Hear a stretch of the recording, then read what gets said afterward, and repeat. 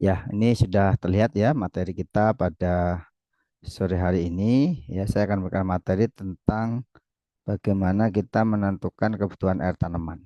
Ya, sedangkan teraca air dan kondisi air di dalam tanah mungkin nanti materi berikutnya gitu ya.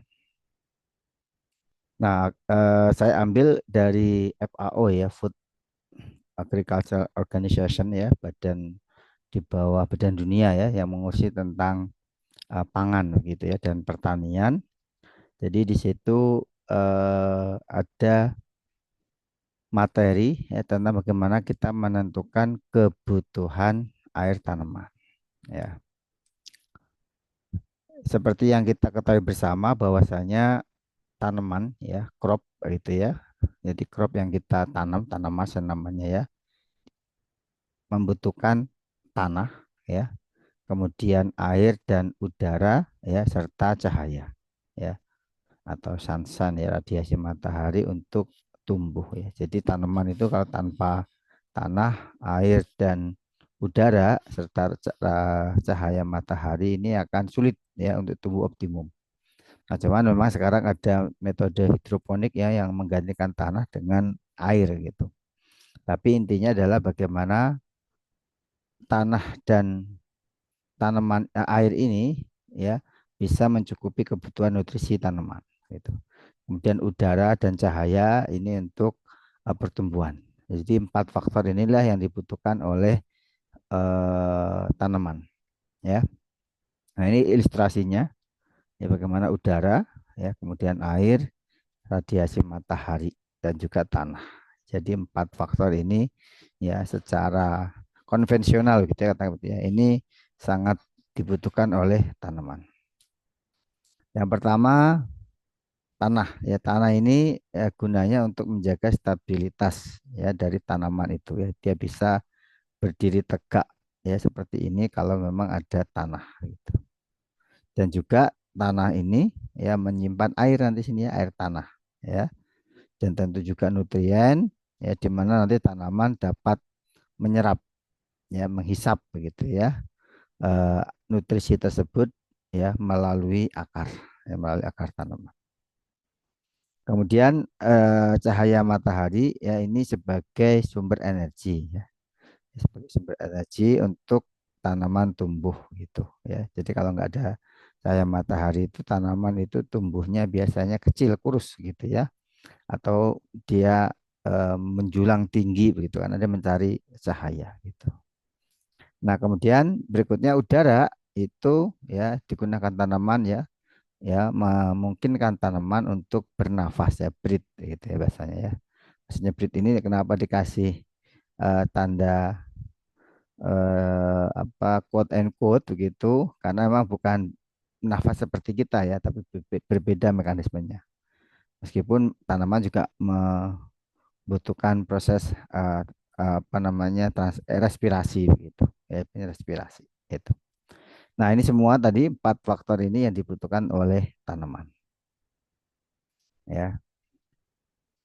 Nah eh, kaitannya dengan apa yang kita bahas hari ini, bagaimana kita menentukan kebutuhan air tanaman ya, yang nanti kaitannya dengan menentukan kebutuhan irigasi ya. Nah, untuk menentukan kebutuhan irigasi ini ya ada kondisi di mana daerah itu dibagi menjadi tiga kondisi ya, tiga klasifikasi gitu ya. Three climatic situation. Ya, jadi ini yang umum ya. Jadi ada humid climate ya. Jadi daerah yang beriklim basah ya, humid begitu. Ada subhumid atau semi arid climate ya. Jadi ini yang di tengah ya. Dia daerah yang iklimnya itu ya agak basah mungkin gitu ya, atau agak kering ya, semi arid ya. Kering, arid kan kering ya. Kemudian ada yang semi arid, arid and desert climate ya. Jadi daerah yang ketiga ini adalah daerah gurun ya, daerah kering begitu.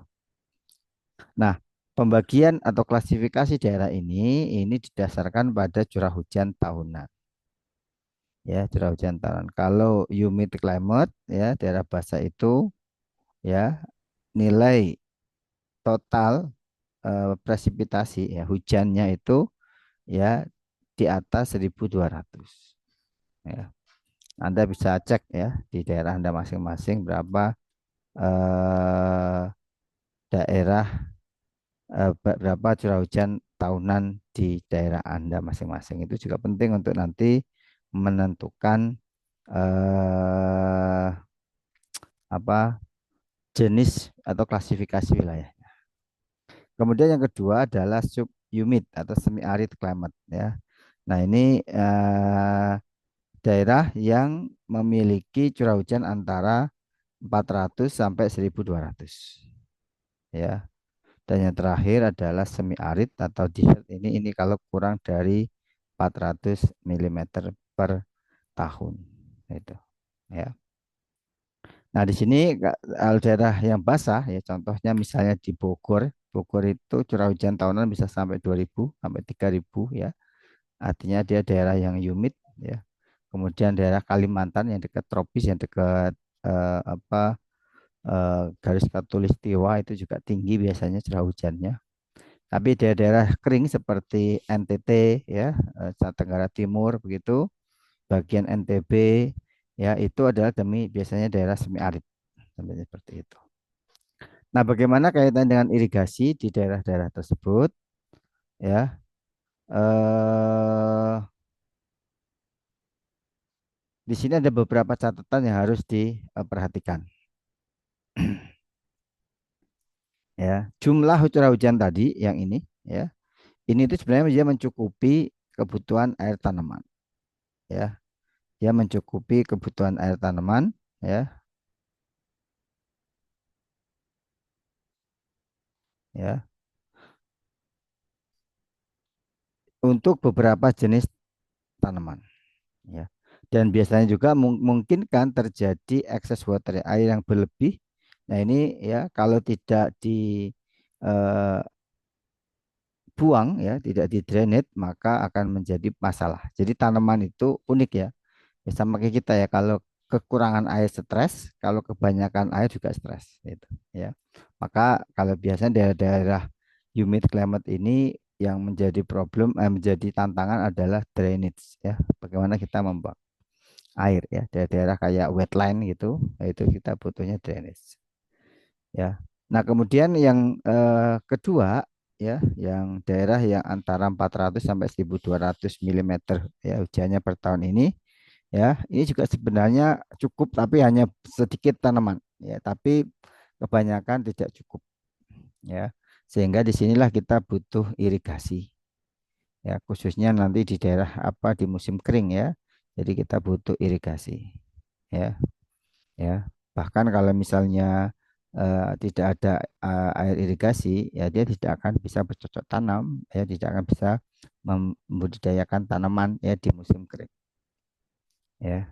Nah, kalau yang terakhir jelas ya, daerah terakhir ini karena dia jumlah hujannya kurang dari 400 mili, tentu irigasi ini menjadi penting ya, jadi menjadi kebutuhan itu ya, jelasnya begitu. Jadi ini penting.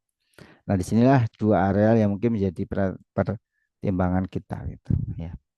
Dari pengalaman saya riset ya di Bogor ya, hujan dari satu musim itu sebenarnya sudah cukup ya untuk tanaman tumbuh, untuk tanaman dibudidayakan gitu ya. Sedikit sekali kebutuhan irigasinya.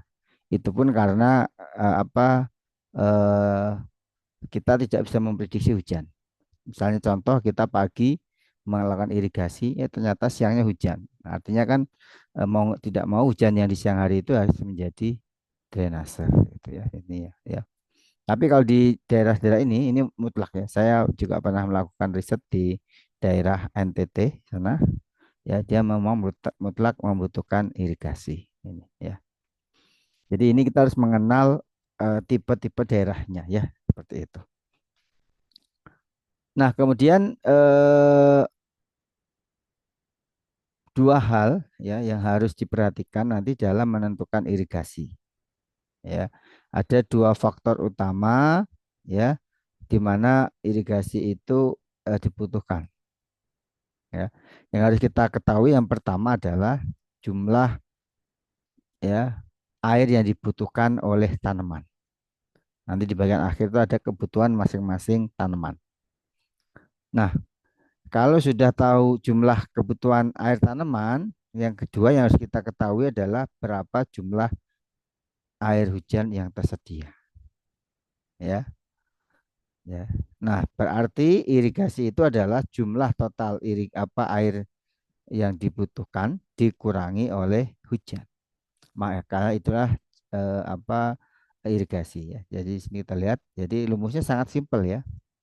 Jadi kebutuhan air tanaman, crop water need yang dibahas nanti di chapter 2 yang akan kita bahas juga dikurangi oleh ketersediaan hujan ya. Chapter 3 itu adalah water irrigation need, kebutuhan air irigasi. Ya. Dan masing-masing ini meskipun simple nanti ada lebih detail ya, nanti ada persamaan-persamaan yang dipakai. Nah, di sini akan kita bahas itu yang di chapter 2. Nah, itu ya. Nah, di sini yang untuk ketersediaan air hujan ini nanti kita menghitung namanya hujan efektif ya, efektif rainfall. Ya, jadi irigasi itu adalah kebutuhan tanaman dikurangi efektif rainfall ya, itu adalah jumlah irigasi ya, itu yang dibutuhkan. Nah, bagaimana kalau ini lebih tinggi? Ya berarti tidak perlu lagi irigasi. Ya kayak tadi misalnya di daerah-daerah humid ya. Jadi ini nggak perlu lagi ya karena sudah disediakan oleh available rainwater ini. Itu. Ya. Jadi ini dua hal yang harus dipelajari untuk menentukan berapa jumlah irigasinya. Simpel ya, jadi sangat simpel. Logis dan ini juga sangat logis. Nah, sekarang kita bahas yang di chapter ini ya, crop water need. Ya, kita bahas yang di crop water need. Ya. Nah, apa itu crop water need? Ya, kebutuhan air tanaman itu adalah ini. Ya, tanaman menggunakan air untuk dua proses. Yang pertama adalah transpirasi, yang kedua adalah evaporasi. Apa itu transpirasi? Transpirasi itu adalah penguapan ya dari badan tanaman. Dalam hal ini adalah stomata daun biasanya, yaitu transpirasi. Ya. Sedangkan evaporasi itu terjadi ya penguapan di ya sekitar tanaman. Dalam hal ini adalah tanahnya ya evaporasi ya itu evaporasi ya. Nah, ini penjelasan lebih detailnya apa itu transpirasi. Ya kita lihat ya bahwasanya tadi tanaman itu akan ya akar tanaman itu akan mengekstrak air ya dari sini sekitarnya ya ya di dalam tanah untuk dia hidup dan tumbuh gitu ya. Nah, tanaman yang setelah menyerap air, kemudian airnya kan dipakai untuk proses metabolismenya dan akan hilang ya, akan menguap vapor ya ke atmosfer ya melalui ya daun dan batang ya. Daun itu berarti stomata, batang berarti jadi batang daun, batang tanaman. Nah, proses ini disebut sebagai transpirasi. Dan umumnya transpirasi ini hanya terjadi pada waktu daytime ya, pada waktu siang hari. Ya, jadi dia hanya terjadi di siang hari. Nah, sedangkan air yang eh, menguap ya hilang atau escape ya sebagai uap air ya terjadi sepanjang hari ya.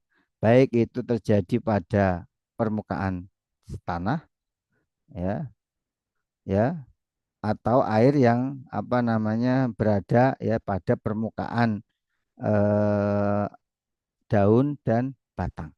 Ini beda ya. Kalau ini di dalam ya, jadi ini kalau yang tadi leaf and stem ya, daun dan akar itu yang di dalamnya prosesnya.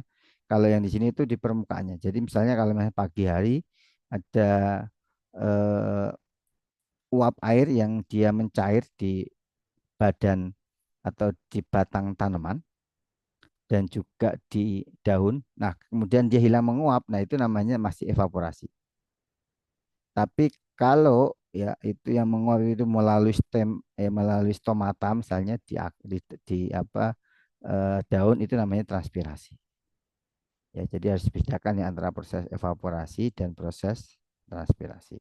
Nah, kalau transpirasi ini biasanya terjadi hanya siang hari, tapi kalau evaporasi ini juga terjadi sepanjang hari ya. Meskipun nanti siang hari tentu lebih besar nilainya daripada malam hari. Nah, kebutuhan tanaman itu untuk proses ini, dua proses utama ini ya, evaporasi dan transpirasi. Sehingga nanti kedua ya kejadian ini ya secara alami ini digabungkan menjadi evapotranspirasi. Ini beberapa kali saya yang uji ini definisi evapotranspirasi itu masih belum difahami dengan baik ya oleh mahasiswa ya. Jadi ini sangat sederhana sekali ya. Jadi apa itu evaporasi, apa itu transpirasi ya, kenapa dia digabungkan? Karena memang secara terjadi secara simultan ya. Tidak bisa kita ini evaporasi dulu baru transpirasi enggak ya, berbarengan. Maka dikatakan namanya evapotranspirasi. Nah, kemudian unit pengukuran kebutuhan air tanaman itu biasanya ini ya, milimeter per hari, milimeter per bulan atau milimeter per bulan per musim ya. Jadi satuan itu milimeter ya, ingat milimeter. Anda tentu sudah tahu alasannya ya, kenapa milimeter, kenapa enggak volume. Ya, saya kira Anda sudah tahu lah ya. Jadi satuannya itu satuan panjang ya, karena kita lihat dia satu sistem yang berbentuk vertikal seperti ini. Ya, maka ini adalah satuan panjang yang ya, dibagi waktu ya, satuan panjang per waktu itulah kebutuhan air tanaman.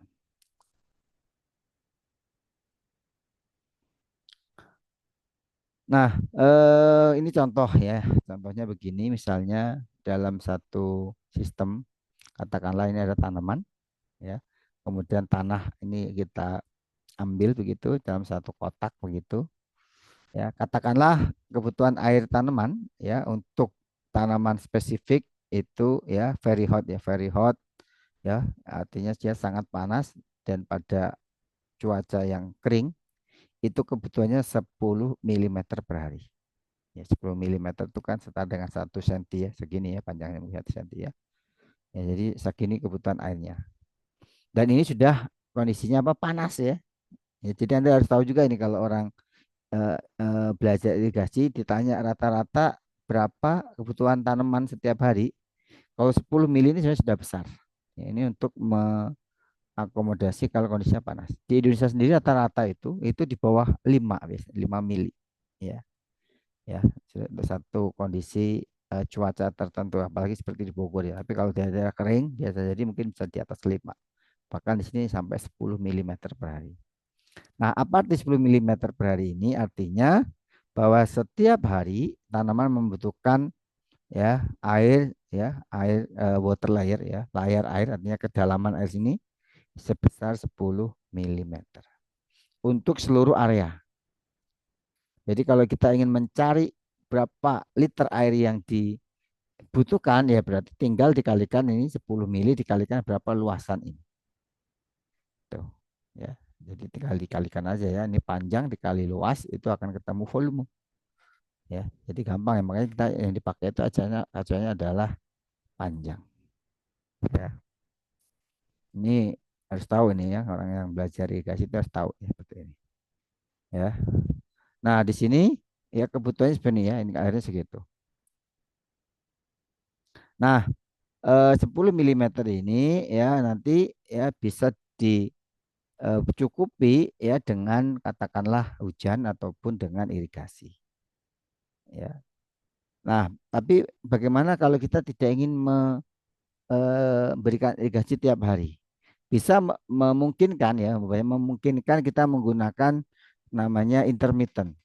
Ya, katakanlah kebutuhan irigasinya tadi adalah 10 milimeter per hari, sedangkan kita akan melakukan irigasi setiap 5 hari. Oleh karena itu ya tinggal dikalikan saja 5 kali 10, maka kebutuhan dalam 5 hari itu adalah 50 milimeter.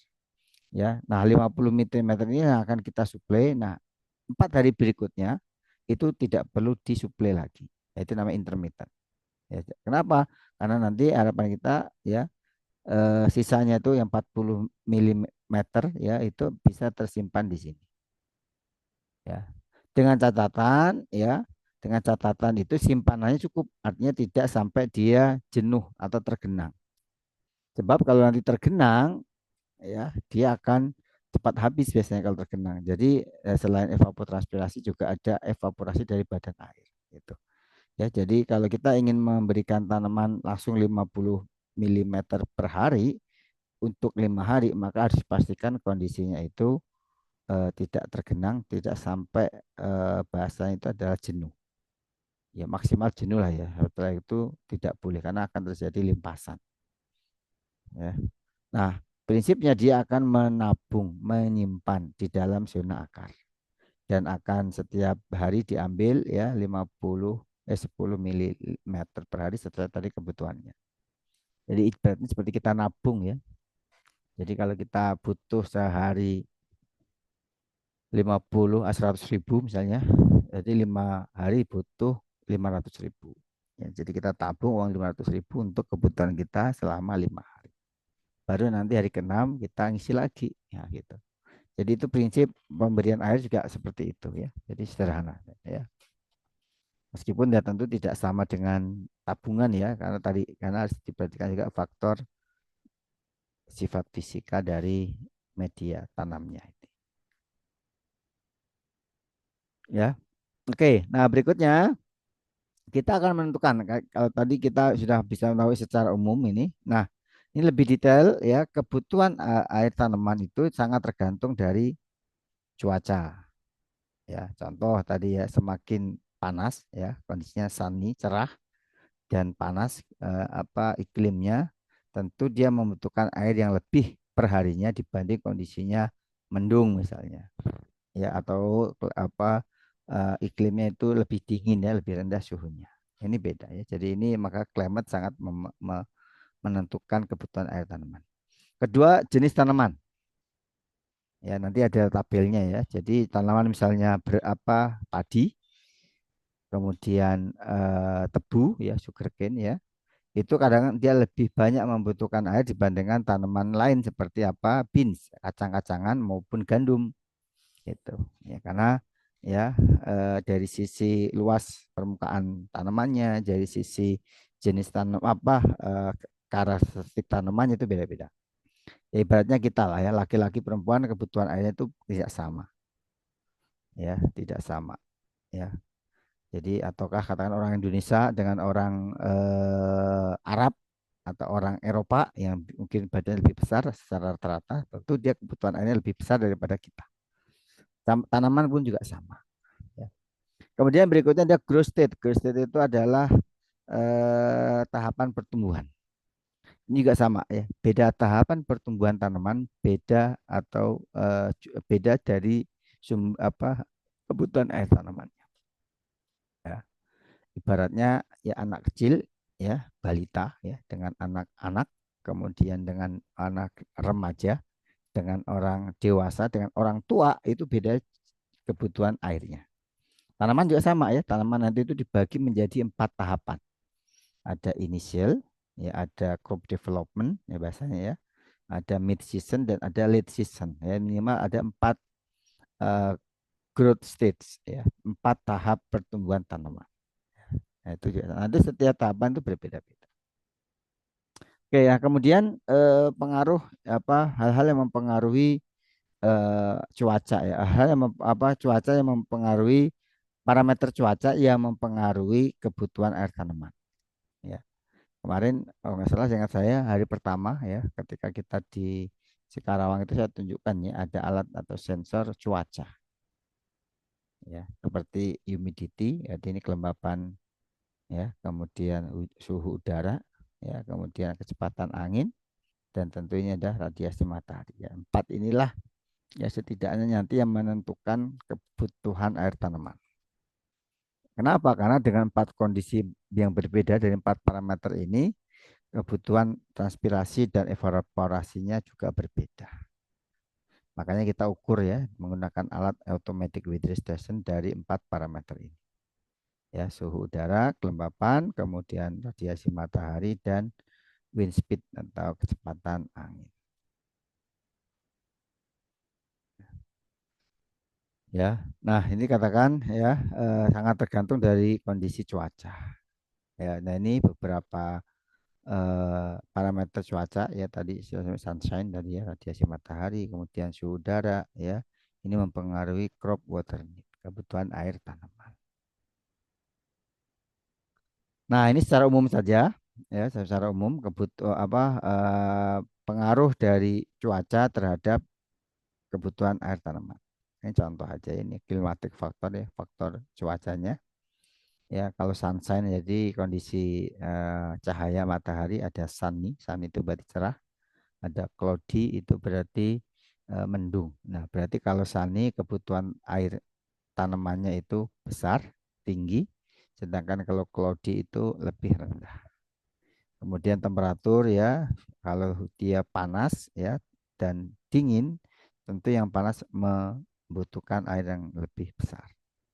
Kemudian humidity ini kebalikannya ya, kalau dia eh, low artinya dia kering ya, dia membutuhkan air lebih banyak. Tapi kalau high atau humid ya, artinya dia basah ya udaranya, maka dia membutuhkan air yang lebih sedikit.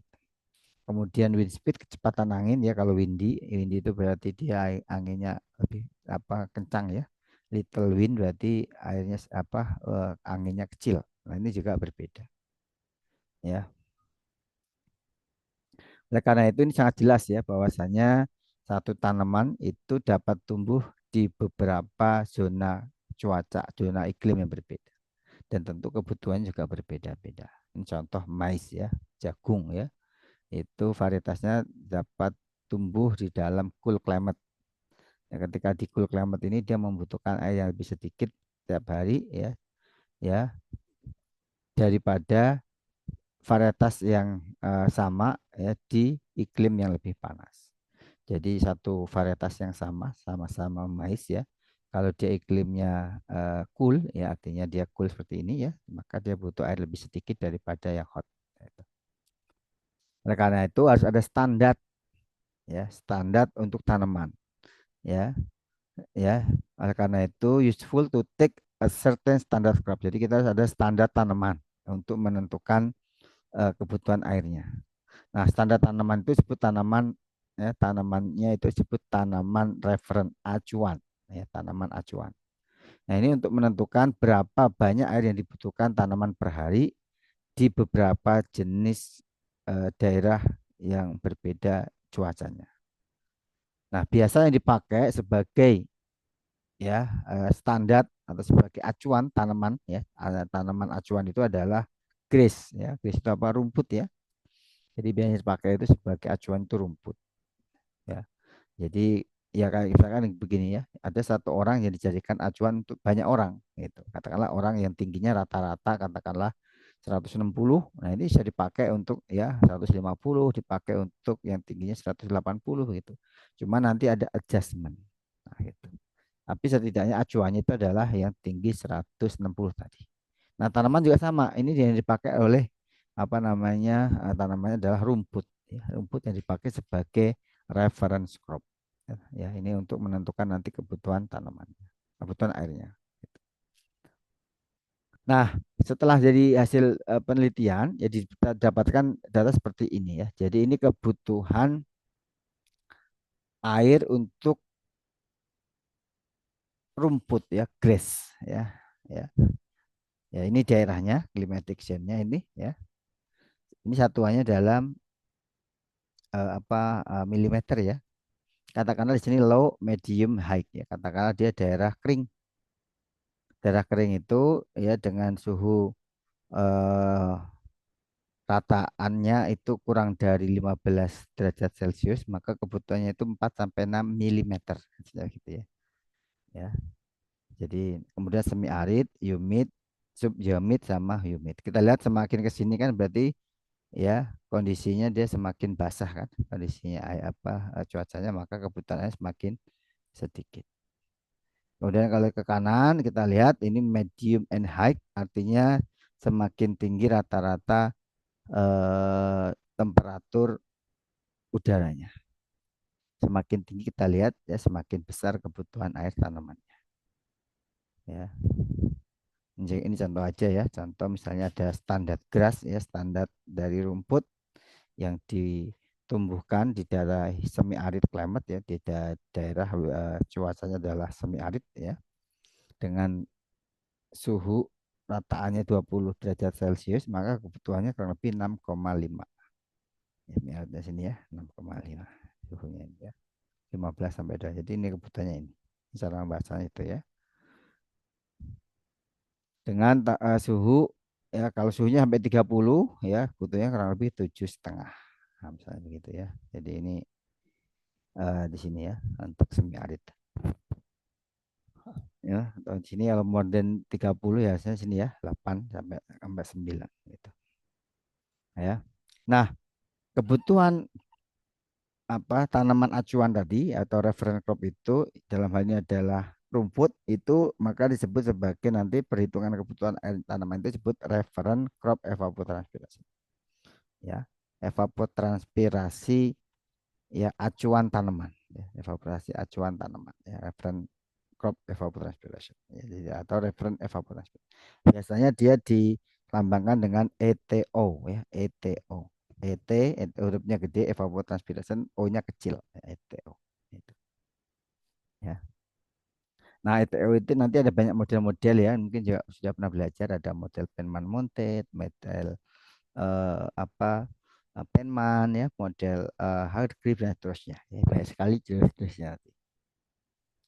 Nah, ini kemudian ini ya jenis kebutuhan tanaman ya untuk periode puncak ya, untuk beberapa jenis tanaman dibanding dengan eh, tanaman standar dalam hal ini adalah rumput tadi ya. Kita lihat ini ada kolom-kolom ya, kolom 1 sampai kolom 5. Kolom 1 itu minus 30%, artinya dia 30% lebih rendah dari kebutuhannya rumput gitu. Saya gitu saya bacanya.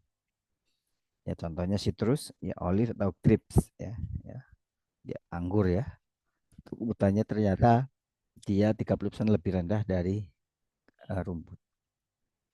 Kemudian ada lagi yang lebih rendah 10% dari rumput adalah cucumber ya, mentimun, radish and squash ya, tanaman squash ya. Jadi ya. Ada yang sama ya, tanda dengan eh,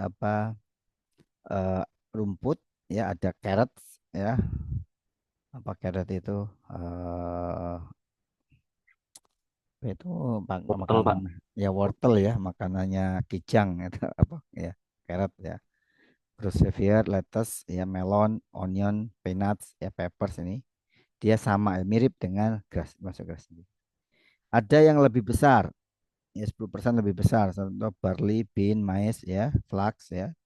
Ya, ini enggak mungkin semua ada ya, tapi yang di kita umumnya kan kayak barley, bean ada ya, mais ya. Gitu. Oats ya juga ada ya, potatoes ya. Ini dia 10% lebih besar. Sedangkan padi, sugarcane ya, tebu, kemudian apa padi itu lebih besar 20% ya. Banana ya, apa pisang gitu ya. Ini lebih besar 20% daripada standarnya.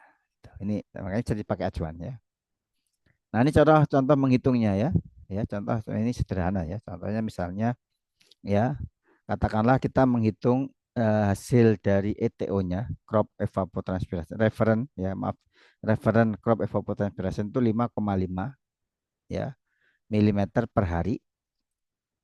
Nah, di situ kita menanam mais ya, menanam jagung-jagungan ya. Memang ada corn, ada maize ya, itu ada sedikit beda nanti ya. Nah, ini membutuhkan 10 persen lebih besar daripada apa grass ya, daripada rumput ya.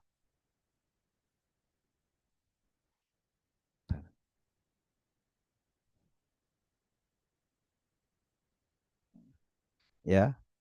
Nah, berarti 10%-nya adalah 10 berarti aja 5,5 dikali 1,1 gampang begitu ya. 10%-nya adalah 0,55. Maka ya ini ya 1,1 itu ini ya, 5,5 tambah 0,55 jadi 6,05. Kita bulatkan ke atas jadi 6,1. Jadi kebutuhannya adalah 6,1 milimeter untuk mais. Ya.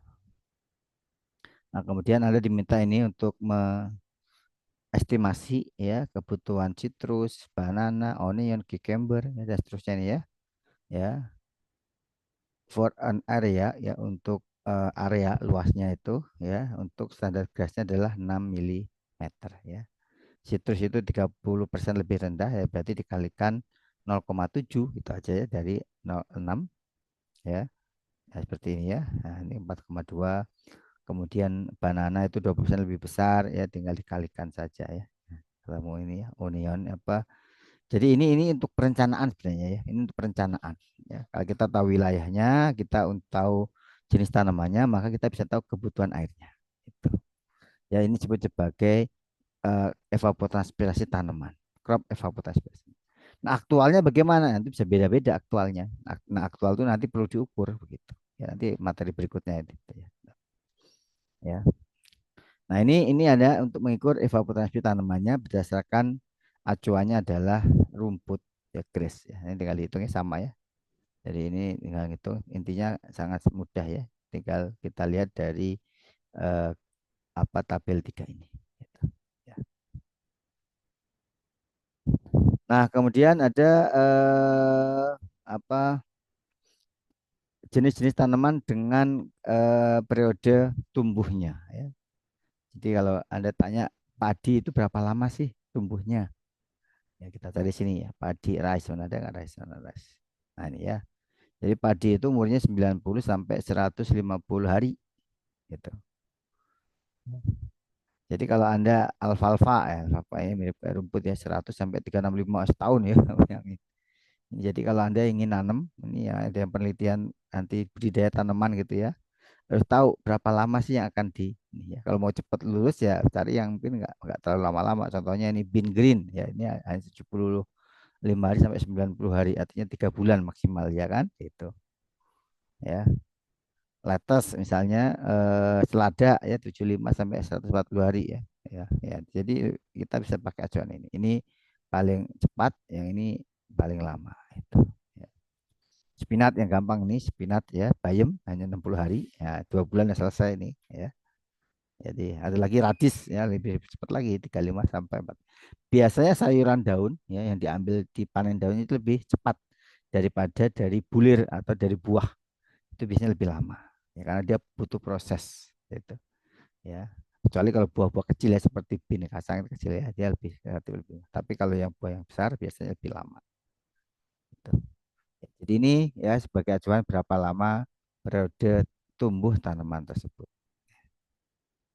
Nah, nanti jadi periode tersebut itu nanti akan kita bagi namanya growth state tadi yang sudah saya singgung sedikit ya ada growth state-nya ya tahapannya. Nah, ada FAO itu membagi tiga, membagi empat.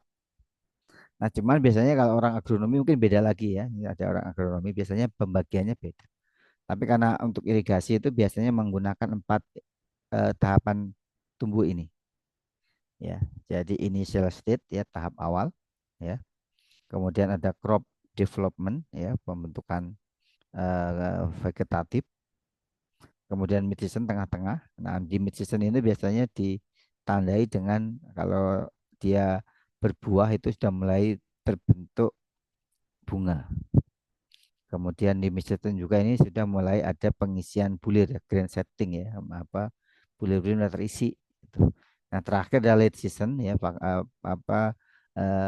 tahapan akhir itu namanya ya late season. Nah, di situ tuh mulai ripening ya, pematangan. Mulai matang dan mulai nanti dipanen. Ya, jadi modelnya gitu ya naik tinggi terus nanti turun lagi dia.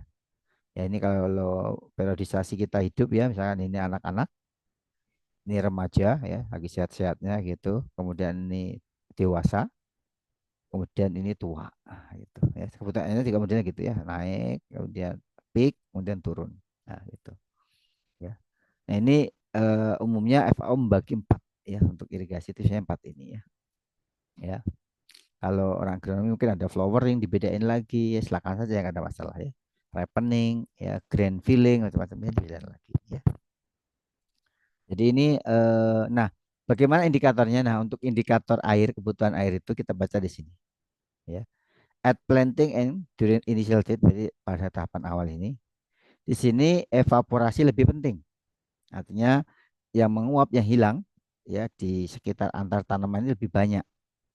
Di tahapan ini ya 50% ya kebutuhan airnya nanti di sini lebih banyak ya, lebih besar ya. Ya. Oh, sorry sorry. Yang di sini maksudnya ini yang lebih banyak tadi evaporasinya ya. Dan diestimasikan 50% pada crop rotation during mid season. Nah, nanti 50%-nya itu lagi di sini ya. Nah, kebutuhannya ya. Maksimumnya nanti di mid season ya. Ya, when the crop is fully developed ya. Jadi kalau sudah fully developed berarti mulai di sini ya tengah ini. Ya, ya. Nah, ketika crop development dari di sini sebenarnya ya, ini kebutuhan air naik secara gradually ya. Artinya secara bertahap naik ya sampai mencapai 50% dari maksimum kebutuhannya nanti sini ya, maksimumnya kan di sini ya. Ya. Kemudian kebutuhan maksimum airnya itu pada akhir dari crop development di sini ya, kebutuhan air maksimumnya di sini. Ya, dan mulai masuk mid season, mulai masuk periode tengah musim. Nah, itu ini peaknya di sini ya, kebutuhan paling tinggi di sini ya. Nah, kemudian di late season ya biasanya nanti ya ada pembagian lagi ya. Ya, jadi untuk eh, late season dibagi menjadi dua kondisi ya, jenis tanaman ada yang fresh harvested crop ya yang memang dia di eh, panen itu ya seperti lettuce semen ya. Nah, oleh karena itu biasanya kebutuhan air ya itu sama ya dengan mid season ya. Tapi kalau yang di harvested, dry harvested, kalau ini kan istilahnya fresh itu artinya dia dipanen dalam kondisi ya basah gitu ya, seger gitu. Tapi kalau dry harvest itu yang dipanen dalam kondisi kering. Contohnya misalnya apa? Cotton ya, apa dan juga maize ya untuk grain production ya, jagung. Nah, itu kan kalau jagung itu sunflower itu kan butuh kondisi kering gitu. Ya. Nah, kalau kondisi kering ya seperti juga padi ya sebelum panen itu biasanya dikeringkan ya maka ya memungkinkan untuk proses dry out ya pengeringan dulu ya bahkan sampai mati artinya sampai ya artinya nggak perlu ada irigasi lagi ya karena nanti contohnya kayak jagung itu yang akan diambil jagungnya sampai kering biasanya ya makanya kebutuhan air yang di late season ini dia kecil ya turunnya drastis tapi kalau yang masih fresh dia mirip seperti ini ya maka sangat tergantung dari jenis tanamannya ya ada yang dipanen dalam kondisi fresh ada yang kondisinya dry itu ya nah, jadi lihat kalau sampai dry itu bisa turun 25% ya jadi ini ya jadi no irrigation ya jadi selama lead state ya jadi seperti itu ya jadi ini kalau kita ingin mempelajari pertumbuhan tanaman ya growth state. Nah, ini jenis-jenis kebutuhan kalau tadi growing state-nya ini adalah kebutuhan air dalam milimeter ya, dalam total ya, dalam satu musim tanam. Ya, contohnya katakan alfalfa itu butuhnya 800 sampai 1600 per musim per growth rate. Ya. Tadi kan dia memang lama ya. Alfalfa itu kan sampai 365 hari.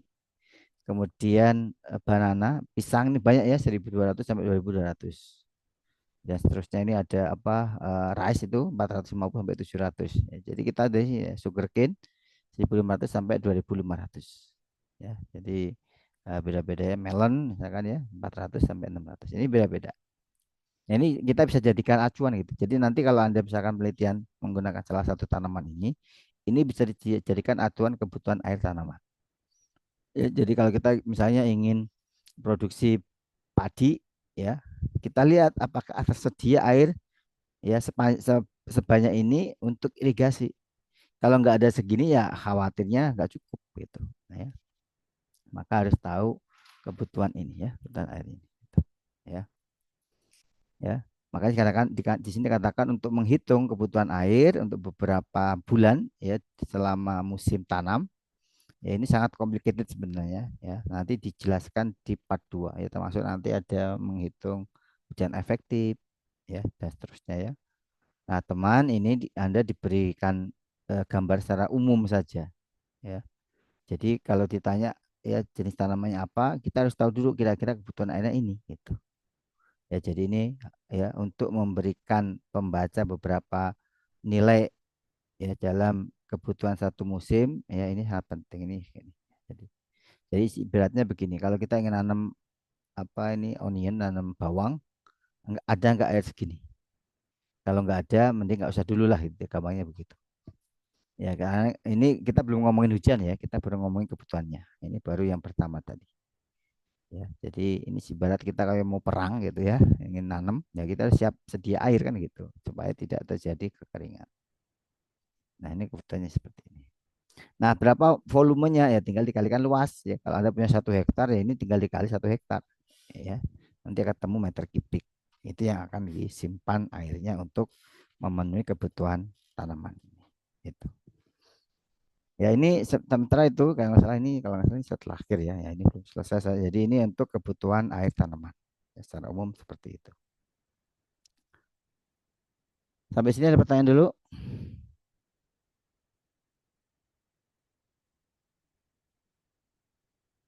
Ada pertanyaan?